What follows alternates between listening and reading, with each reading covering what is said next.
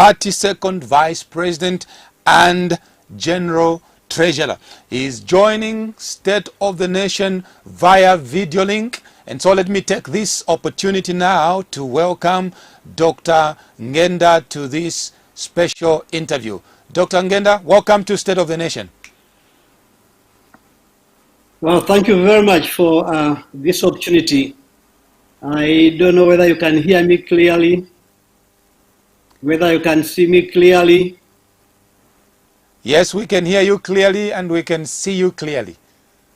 Thank you very much for the opportunity to talk to you, but to talk to the whole nation at large. Thank you very much. Wonderful. We are looking forward to a very engaging and exciting discussion over the next 1 hour. And I would like to invite our viewers, those that are watching us via Facebook, send your comments, send your questions. At some point, we shall read out your messages and your comments. Whatever it is that you have as a question to Dr. Ngenda, my guest on the program tonight, please do drop it. Like the page KBN TV, and then you follow the discussion. Send us those comments. Right, now let me go back to my guest. Dr. Ngenda, first of all, like any other guest on this show, I would like to take this opportunity to ask you, in your own assessment, what is the state of the Zambian, let me say, what is the state of Zambia right now from where you stand, in your own words? Thank you again. In my own words, Zambia is currently in the doldrums. We are facing very serious, difficult economic and social problems. I have been following what's happening in Zambia for a long time now, since I was a young man. But there no time in the past that we can compare ourselves to where we are now. We are in a difficult situation. I would like to look at this, if you allow, in a little bit more detail by looking at the economy, taking the political front, but also reflecting on some of the social aspects in our country. With your permission, I'll look at the economy. As indicated, we are in some crisis. We know that recently the bank governor informed the nation that Zambia's foreign reserves have declining by 117 million to about $1.2 billion as at December. We know the implications of this. When your reserves go down, we know the implications of this. But of course, the government is attributing this line to debt servicing and foreign exchange interventions. We had discussed the debt service before, and the Socialist Party, we had a briefing on this, Zambia's debt. So our perspective of the debt service and our debt at large is very clear. We know that currently the central bank has increased the monetary policy rate to 8.5 from %. I think we'll discuss this later, but for now to say, if we look back from 2011, when we had a per capita income of about $1,600, and the World Bank had reclassified us, had reclassified Zambia to a higher income category.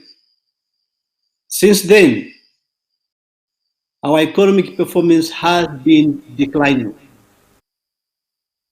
From 2000 to 2013, we had achieved a growth rate of about 6.8 to 7% of GDP.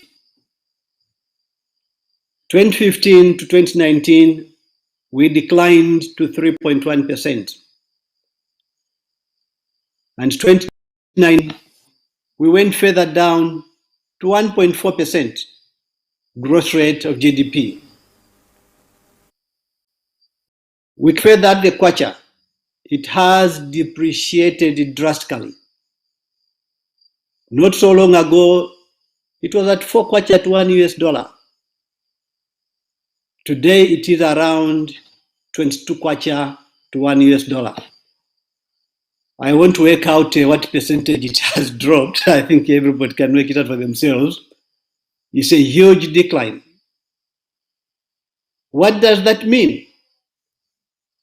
It means what you could buy when the rate was 4 kwacha to $1, now you can only buy it at 22 kwacha. The same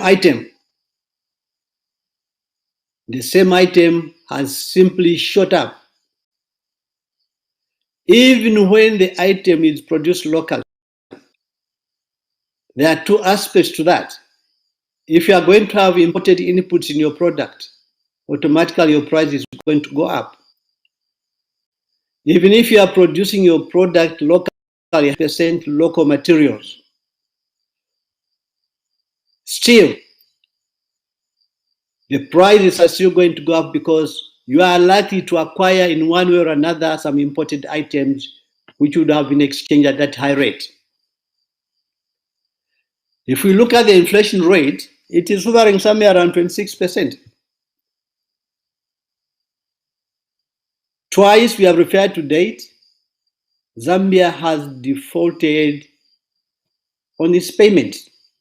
The first country to do that at this particular time of COVID. But we can refer to other aspects also very much related to under the economy, the poverty levels. Zambia's poverty levels are very, very high. We have spoken about this before. Around Lusaka, we're talking about 20% poverty levels. As we go to the rural areas, we are talking in the provinces like Western Province, about 82% poverty levels. As we go up north, we are talking about 80%, 79%, 76%.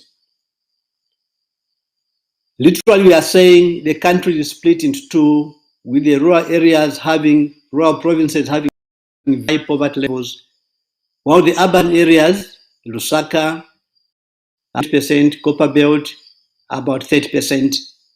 The distinction between the two is very, very clear. And we'll look at this later when we talk about other issues. But briefly, let me refer also to the very high income.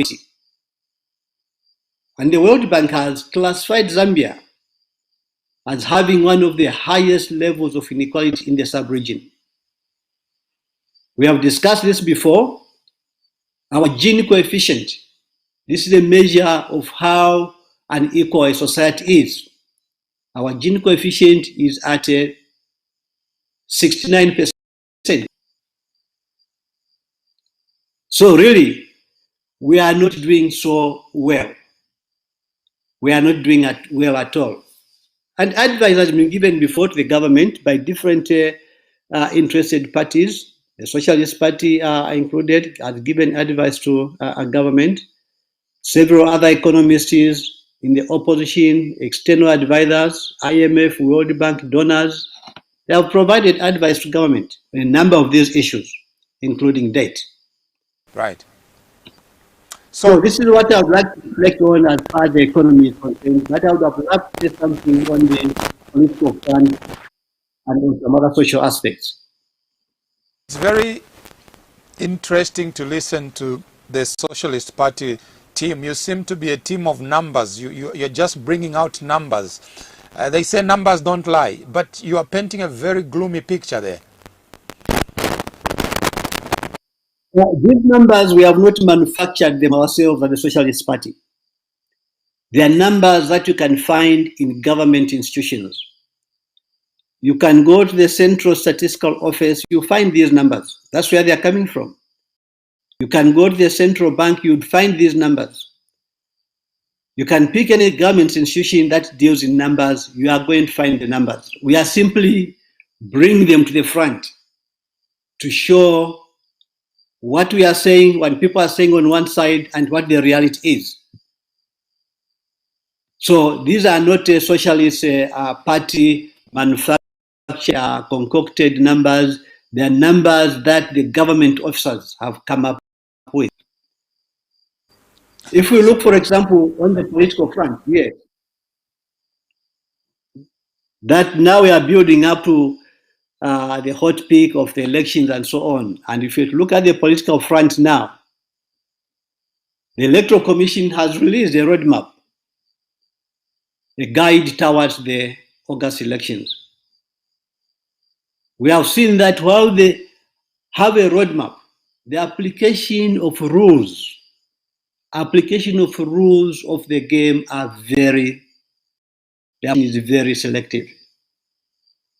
The Public Order Act remains, and it has been in the past also, it has remained a tool against the opposition. Maybe we'll come to that. We'll come to that a little later. Let me ask you, as the Socialist Party, I know for a fact that you are on the ground in different parts of the country, mobilizing yourselves towards the August 12 elections. Zambians would like to know, what sort of leadership should they expect from the Socialist Party?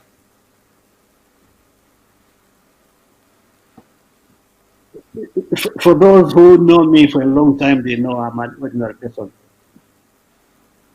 But to refer to the leadership of the Socialist Party, this is a humble, honest, trustful, transparent, and God-fearing leadership. It's a leadership that will continuously work for equity, for solidarity. Because without equity and solidarity, we are not able to achieve much. In our leadership, we emphasize democratic constitutionalism, the foundation by which society reaches for the truth. Now, I can say more about the leadership. One, that will promote coalition building. Interest groups can negotiate with each other, can compromise, can work within the constitutional system, which is the basis of peace and stability. We are a leadership that will encourage, that will practice diligence and frugality in running government and other government institutions. We certainly won't indulge in wastefulness and extravagance. We can refer to what is happening currently. So under the leadership of the Socialist Party, Zambians should expect collective leadership. Ours is about collective leadership. We have a program, a big program, which we are committed to in the areas of education, in the areas of agriculture, in health, in mining, and other issues. These are issues, they are areas that cannot be covered by just a leadership, can only be covered by all people pulling together. Right. Let me bring you to some of the current happenings in the nation. A few days ago, we had the State of the Nation address by the President. I just want to pick your mind. What do you make of it, if at all you had time to listen to the presidential State of the Nation address? And do you think that it addressed all the issues that are pertinent at the back of the minds of Zambian people?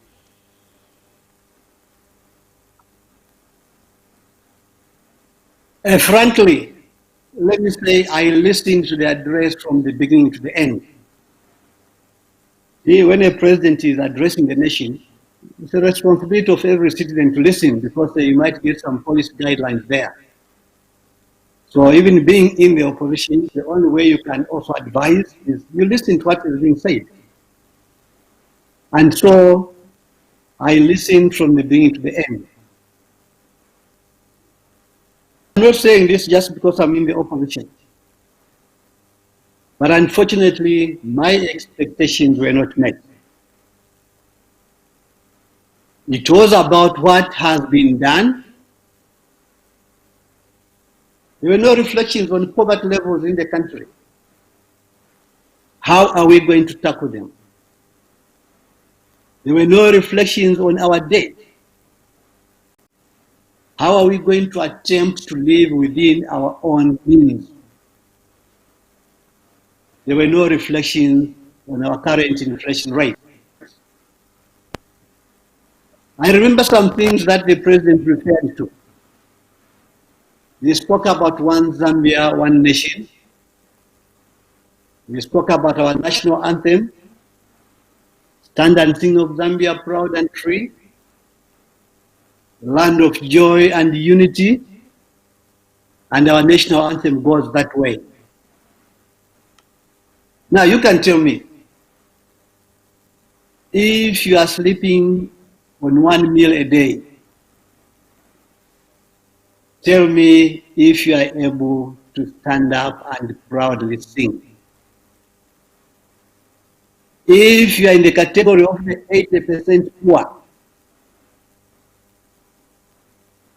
how proud are you going to be about your country, about your leadership?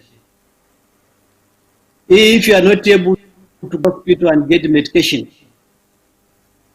if your child cannot go to school because you cannot pay, they cannot get their results because you have not paid the fees.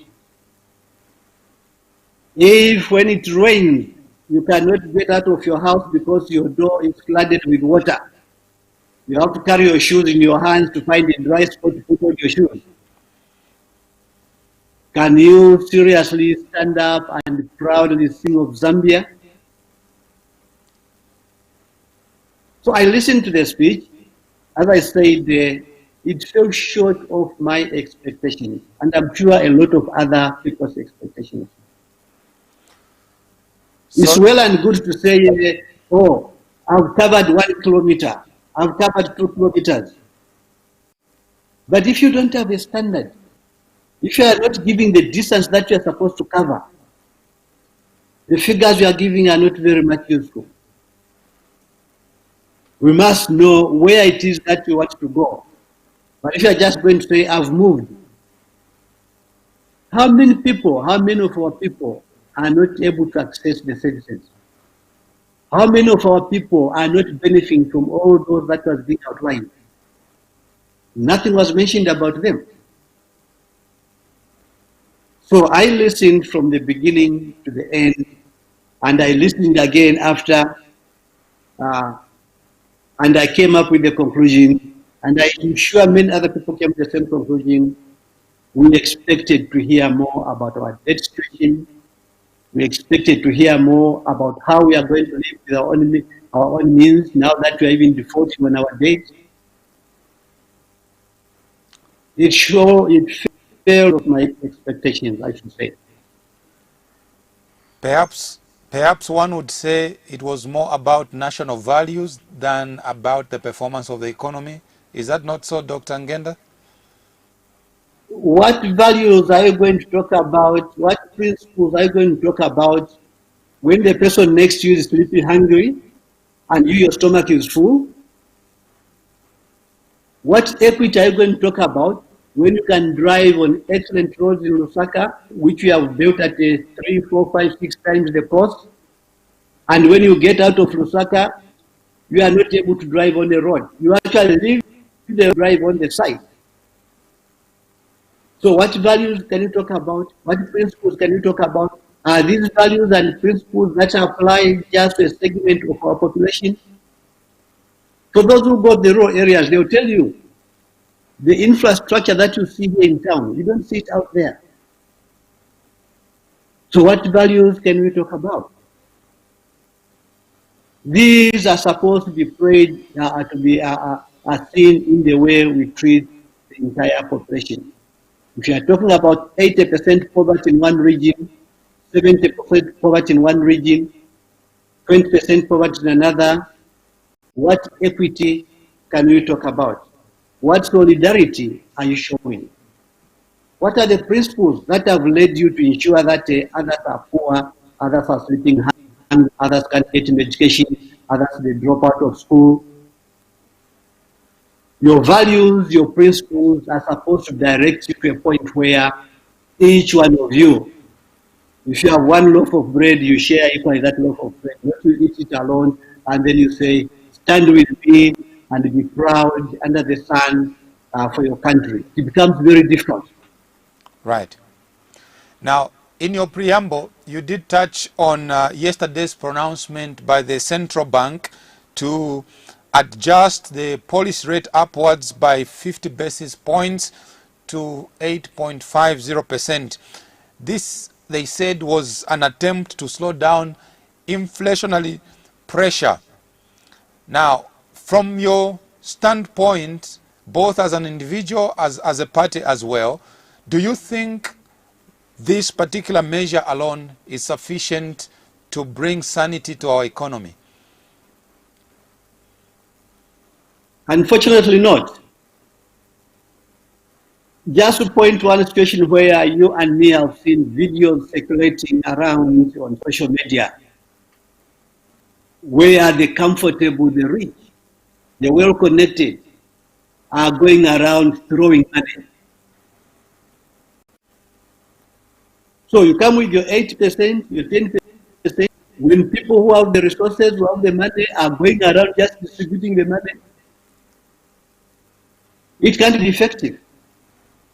Even if you wanted to make it effective, then you have to look at the whole basket of other measures. You can go to the fiscal measures and see what you can do there to combine, not just one particular intervention. But in our context, even if you came in with other policy measures, your monetary policy measures, you still lack one key ingredient for them to succeed: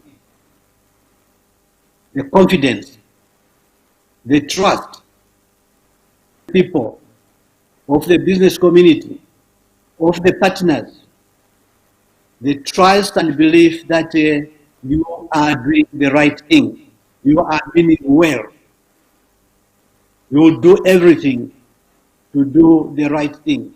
If that confidence is not there, that trust is not there, if that belief of people in you as their government that you are going to do the right thing for them, it doesn't matter what you take your monetary policy to be, what you take your fiscal policy to be, you must meet those conditions that people feel, yes, our government is taking the right steps. Right. But if they see you doing this, at the same time, you are doing all kinds of things on the side, they won't believe you. Measures will not work. Your partners won't believe you. Their support will be constrained. Right. So really, the 8% on its own, 8.5% on its own, we still lack. What we need to do is to change our behavior to live within our own means. So we're talking about the Socialist Party socializing the Zambian people with a new form of leadership that they may have to expect after, the August 12th elections. Now, I know for a fact that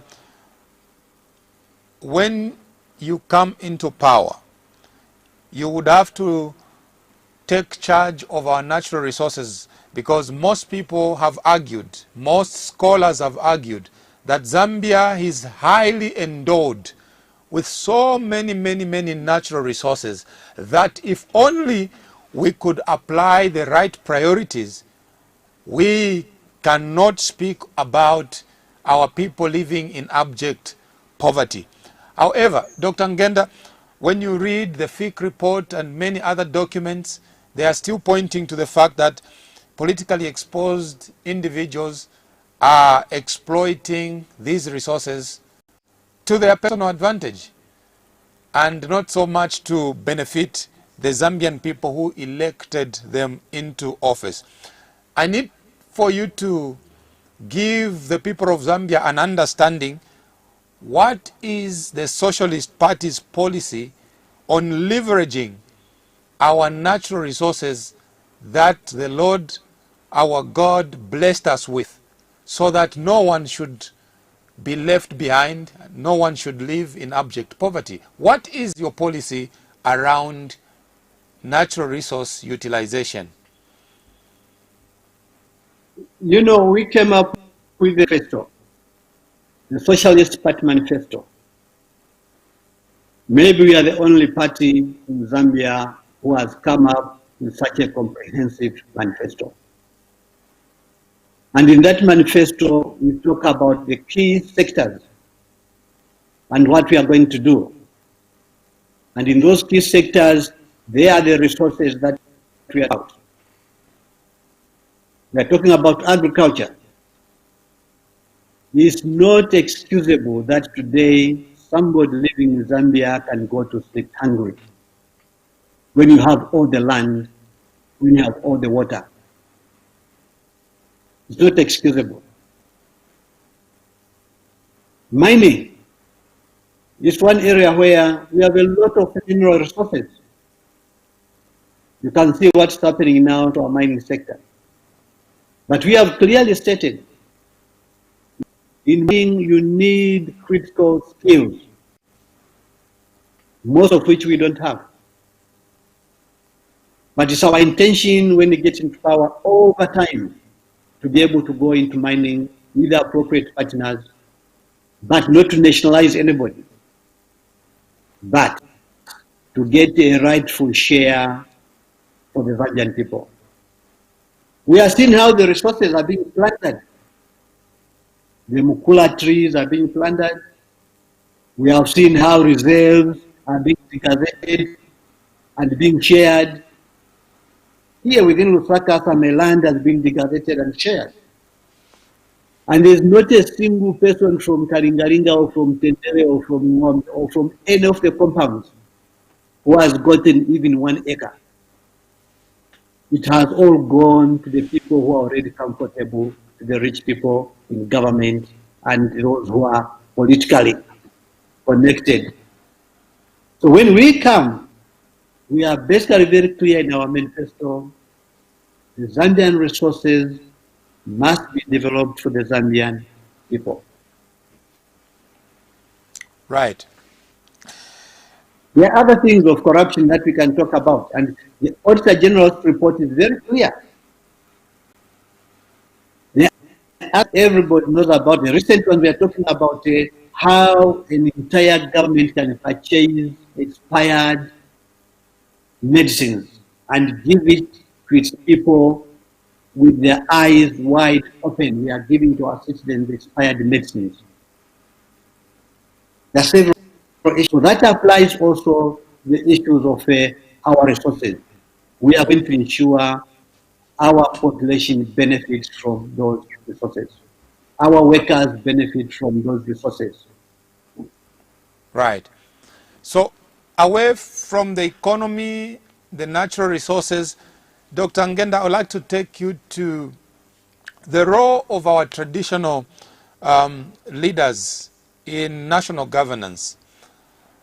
You will agree with me that lately we have seen traditional leaders, being dragged into partisan discourse. Yet these are supposed to be the fountains of wisdom where all of you political party leaders, regardless of your affiliation, you pay homage and consult and work with them.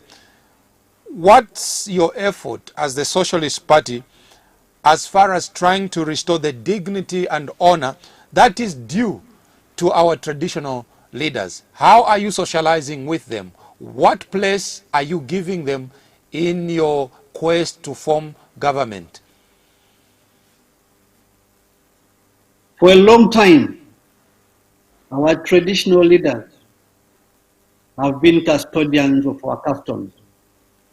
Our traditional leaders have been the ones managing affairs of their kingdom, of their people. As far as we are concerned, the Socialist Party, our intention is to strengthen the traditional leaders so that they are able to perform their roles in their communities. They are part of the community, they are leaders in the communities, and the way they behave, the way they guide is what the communities are going to follow. It's what the citizens are going to follow, to listen to. The traditional leaders, in our opinion, have a very important, critical role to play, and they should be. We know of recent that some politicians, some political parties, and so on, are trying to use some traditional leaders. It's not acceptable. Whether it's bribing them with money or with properties, is not acceptable. It's not the right way to treat our traditional leaders. They must be respected. They have a very big role to play in our traditional system, but also in our cultivating the economy. In moving forward with the new developments of technology and so on, our traditional leaders have a very big role to play. We are aware of cases. There was a funny story actually of some traditional leader who just sold all his land, including his palace. I don't know if that was true. But this is where people are enticed. When there's no solidarity, when there's no equity working together, where the principles of consumerism, of capitalism, of individualism, each one for himself, that's what happens. Now we tend to misuse our traditional leaders because of the principles that the system follows. We are the socialists, the only left party that I know in Zambia. We are going to ensure respect and the appropriate roles for our traditional leaders to play. Right. I know as a political party, like many others, in your shoes, you're watching the calendar very closely. And if my estimation is right, in the next 2 months, the life of the current parliament will come to an end and campaigns will start in earnest. The fear, Dr. Mwiksa, is the culture of political violence. That is the biggest fear that the Zambian voter has at the back of their minds right now, even as you be campaigning. Now, how are we going to come back to a place of love and unity? To remember, Dr. Mwiksa, that apart from our divergent political views, we are still Zambians.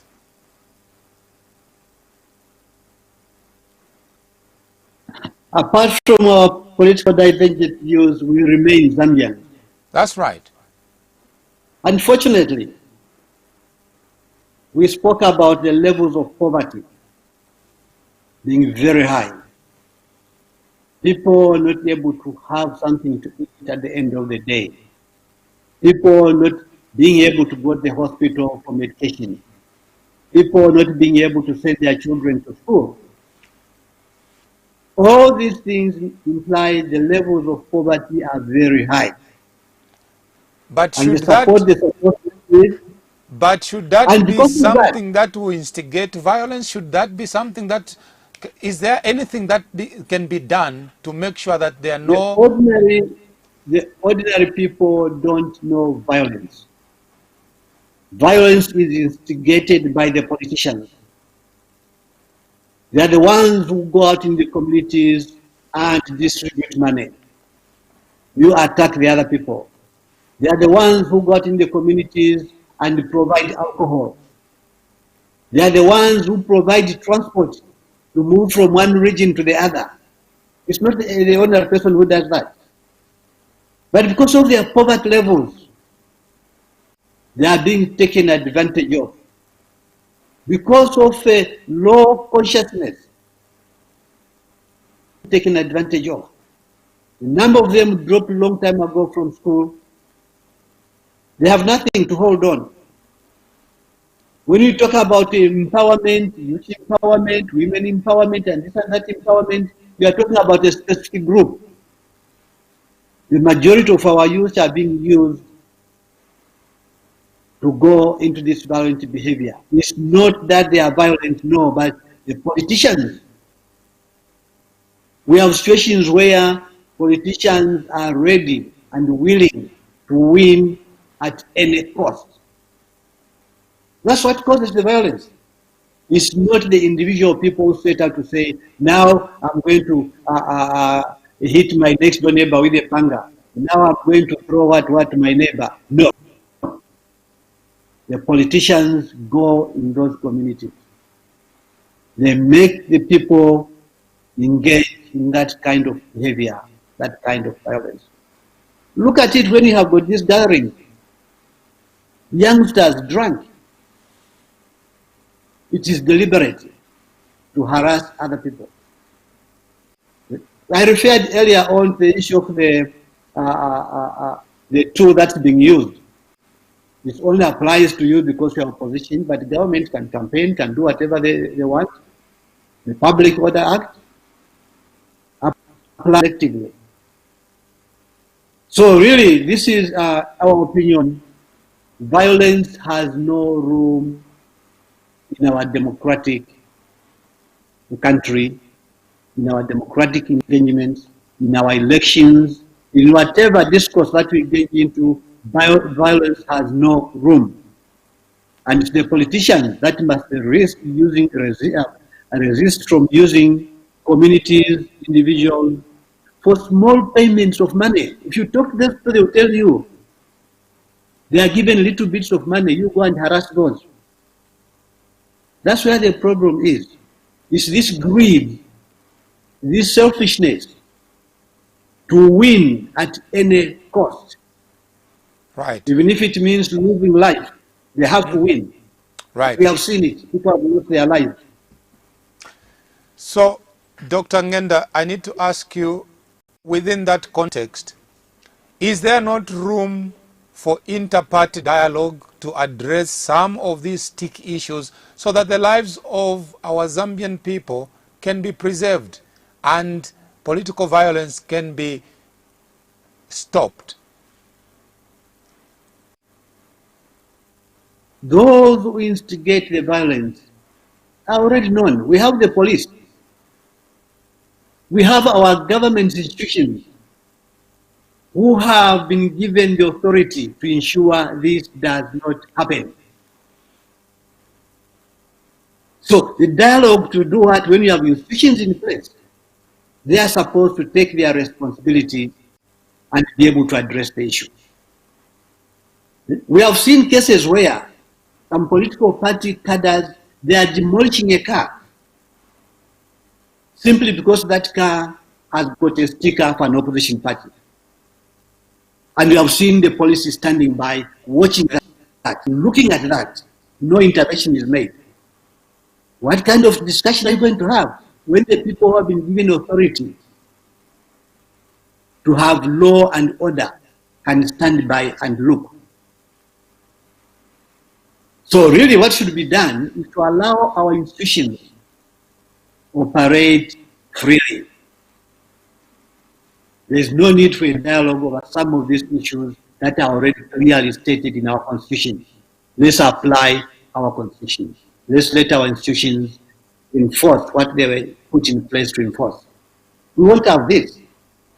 Whoever causes violence, irrespective of which party, the law is supposed to visit them.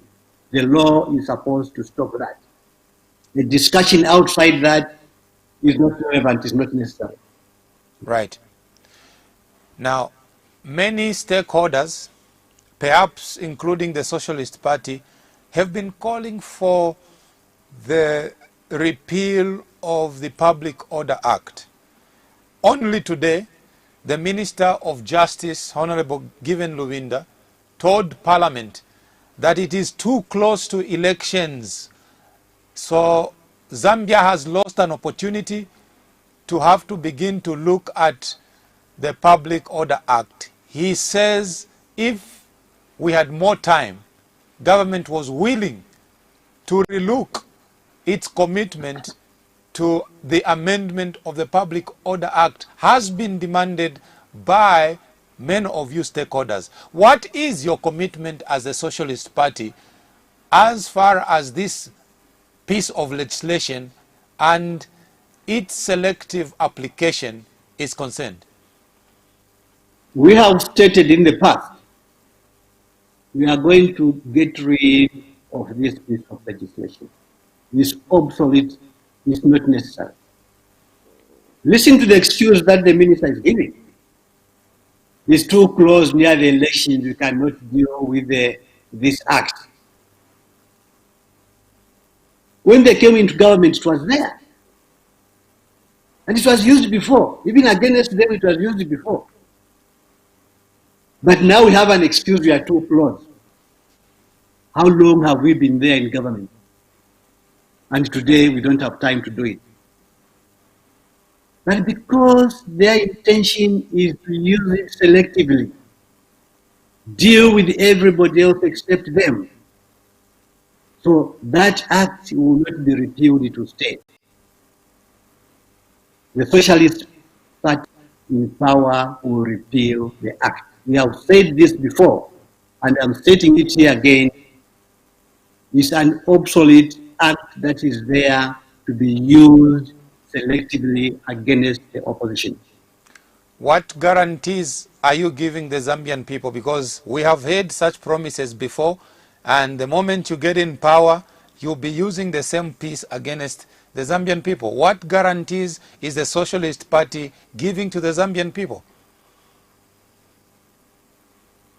You have not had any manifesto like ours before. Let's go back to as far back as independence and tell me which manifesto, which party has ever given a manifesto like ours. Let's look at our manifesto and see what we promised to put on the table. Free education, free health services. We are going to provide these and many more. We cannot tell you that, oh, this is our guarantee. Look at our manifesto. The proof will be there with us on the ground to ensure that no opposition is going to be harassed by an act, by use of an act. We are going to repeal it. This is our way. You can take our word and judge us when the time comes. You can raise it when the time comes.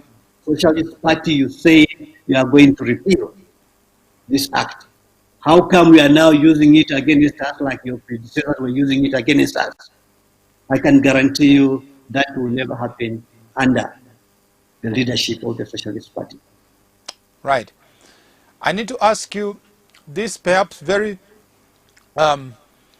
personal question, that you are promising a whole new way of doing business as government. But what has been the undoing in the past, if we look at history, is the recycling of the same people who were in this color. They adopt the next color, and so there is no change, absolutely no change. How are you guarding yourselves against infiltration and foreign indoctrination of something that is contrary to the manifesto that you're telling us about? How can I express it to you and the listeners and the viewers?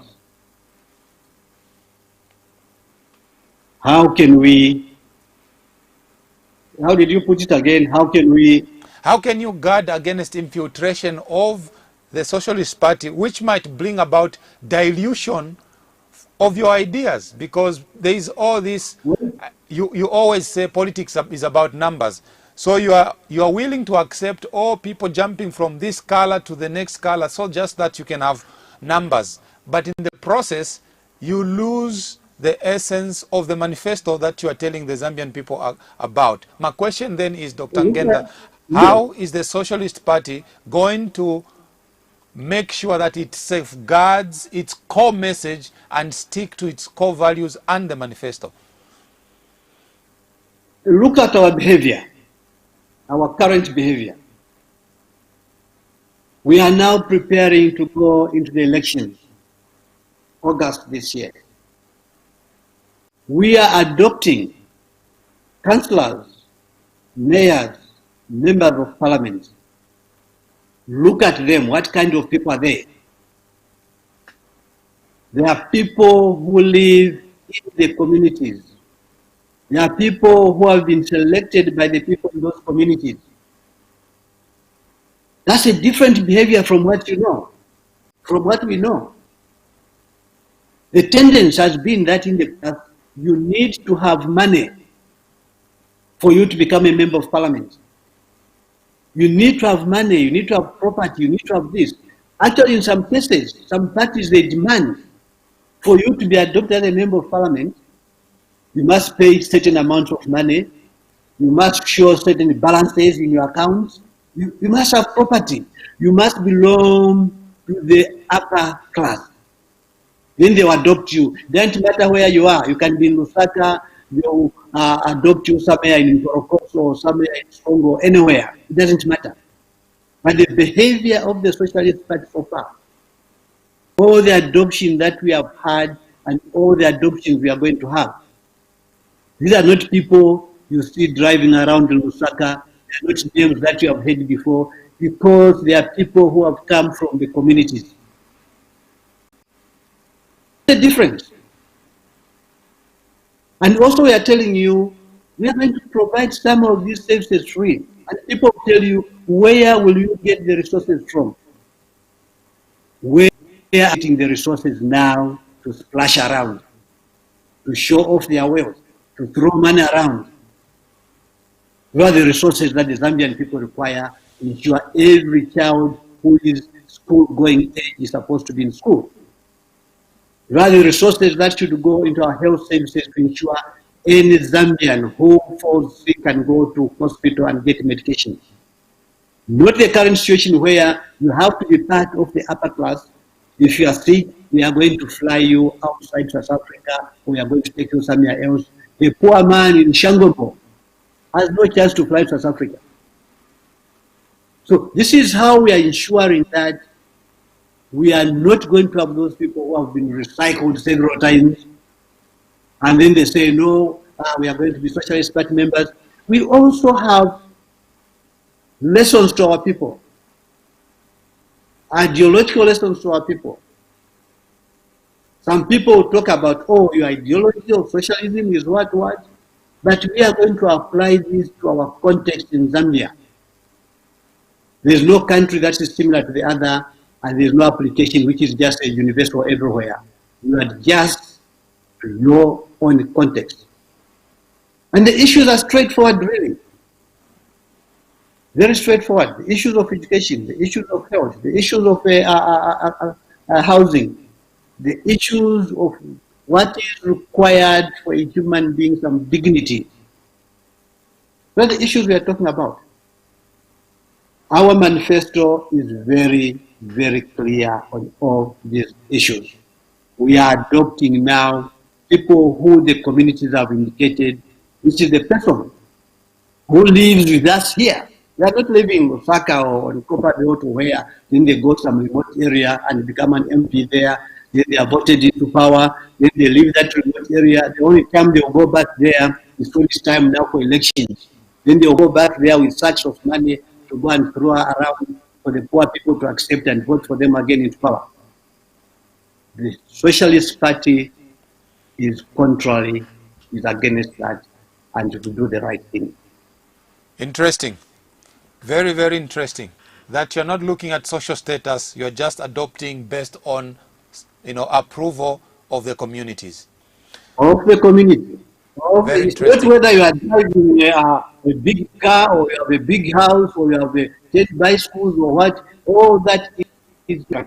What is relevant is the community that you live in have identified you as a person who can adequately represent them. Right. These people have become fed up of politicians who go to them and promise them everything. They vote them into power. Then they leave. The next time they will turn up is when, say, 5 years has passed the next election. Things have changed, and things will change. And the Socialist Party will ensure it's those people who are in those communities. We are also bringing on board not less than 50% women. Not less than 50%. We already have also in our midst the youngsters. They are the people who this country, who these resources we are talking about belong to. We have in our midst a lot of those young people, 25 years, 21 years, that they are playing a very critical role. That's Interesting. the difference between us and That's very interesting. Now, 1 hour seems too short when you have so many national matters to talk about. I want to promise Dr. Ngenda that the next time I'm hosting you, I will need to make sure that we open the phone lines so that you can hear people from Kasama, from Chipata calling and asking about their adoption. That you have left me out. I look forward to that. Right. Before I ask you for your concluding remarks, I need to end this interview on a positive note. Some good news. I heard yesterday that the European Union has set aside 58 million euros in additional support towards Zambia's fight against COVID-19. Now, as you know, Dr. Ngenda, this is against the backdrop of a spate of procurement scandals at the Ministry of Health. Yet, it does appear there are people out there who still believe in Zambia. What is your comment on this? The resources are most welcome, but we have to ensure that our systems are applied. What is going on is unethical. It's inhuman. You can't get support from outside and use that support to kill your own people by buying them expired drugs. When you get support like that, you don't channel the funds to your own relatives and own friends, that are the ones that will give the contracts and so on. It's unacceptable. What is critical is that those who provide this support, they should not just dump it, but they should follow up to ensure that the appropriate procedures are followed to the letter. Support is appreciated. It's going to be required. As we know, the virus is spreading. So any support we can get is really appreciated. But let's put ourselves together. Let's organize ourselves to ensure that we do proper management of the resources provided. Right. Dear viewers, thank you for joining us on State of, of the Nation this Thursday. My guest on the program has been Dr. Ngenda Mwikisa, who is the Socialist Party's second Vice President and General Treasurer. Obviously, you have heard for yourself many things that he has highlighted. And in closing, Dr. Ngenda, your people from across the nation would like to hear your clarion call as you mobilize your foot soldiers towards the 12th August. What is your last message to all the people watching us across the 10 provinces of Zambia right now? The power to change their situation, the power to remove themselves out of poverty, does not lie elsewhere. It lies with them. Their vote is what determines whether they will continue wallowing in poverty or their situation will change. It's for them to vote correctly, to vote rightly. We have submitted, we have shared our manifesto. You know exactly what the Socialist Party is going to do. These are humble people, honest people, and they intend to ensure that you don't have regions of the same country having very high poverty levels while others are living well. We don't have to situation where people go to hospitals and there are no medications, where your children stay at home because cannot afford to pay the school fees. We are all Zambians. We deserve the same. But we can achieve that if we vote wisely. This is what I would like to say to the listeners, that really they have the power to determine how their country is going to look like in future. Thank you so Use much. your vote wisely. Socialist Party is there to take this agenda forward with you. Thank you. Thank you so much, Dr. Ngenda Muikisa. It's been such an honor and it's been such a privilege for us to host you, listening to the articulation of the many issues that you have brought out and promising Zambians that the Socialist Party means business and you want to make sure that every single one of them is out of abject poverty. Zambians, thank you for joining us. Until next time, when we bring you another exciting discussion on matters of concern to the nation of Zambia, we want to make sure that you have the right information so that you can make an informed decision as you go to vote in August on that day of 12th, as enshrined in the Constitution. This has been Kennedy Mambwe on KBN. Until next time, the Lord bless you and keep you. We love you. Bye-bye, and God bless you.